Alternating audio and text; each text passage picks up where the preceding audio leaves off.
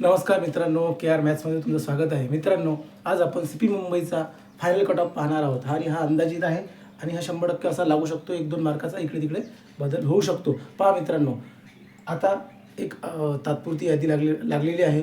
त्या यादीवरून आपल्याला एक अंदाज समजतो की कोणत्या विद्यार्थ्यांना किती मार्क आहेत आणि याच्यावरून एक अंदाज काढलेला आहे. आपण एक पाहून घेऊ. चला पहा मित्रांनो, CP मुंबईचा पोलीस भरतीचा 2026चा अंदाजित cut off final cut off आहे. पहा मित्रांनो, काय आहे? पहिला ओपनचा विचार केला तर मुलांना जास्तीत जास्त मित्रांनो, मुलांना 130 मार्क ज्या विद्यार्थ्याला असतील पुरुषांना, तर तो 100% त्याचं सिलेक्शनचे चान्सेस बनतात.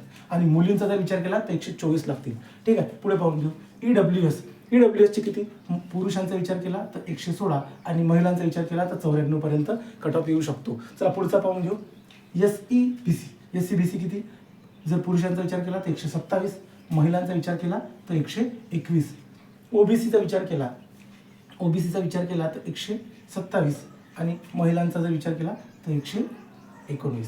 चला पुढचा पाहून घेऊ. पुढचा आहे एसबीसी किती येणार? 123 ते 116. किती? 123 ते 116 पर्यंत येऊन जाणार. त्यानंतर एनटीडी किती आहे? 128 ते 121 या दरम्यान असू शकतो. त्यानंतर एनटीसी पाहून घेऊ. 128 ते 121 पर्यंत एनटीसी पण असू शकतो. त्यानंतर एनटीबी पाहून घेऊ. एनटीबी किती आहे? 125 ते 119 दरम्यान असू शकतो.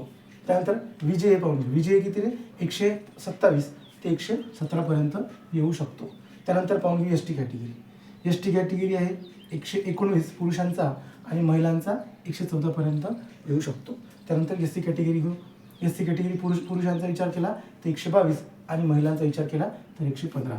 मित्रांनो एक लिस्ट लागलेली आहे आणि त्या लिस्टवरून एक अंदाज काढलेला आहे की एवढ्यापर्यंत या विद्यार्थ्यांना एवढे मार्क आहेत, तर या कारणामुळे हा कट ऑफ येत आहे.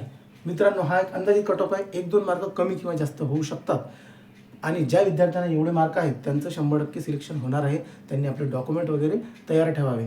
समजलं मित्रांनो, माझं चॅनलला तुम्हाला जर आवडत असेल तर माझ्या चॅनलला नक्की सबस्क्राईब करा आणि लाईक करा आणि कमेंट करा. थँक्यू.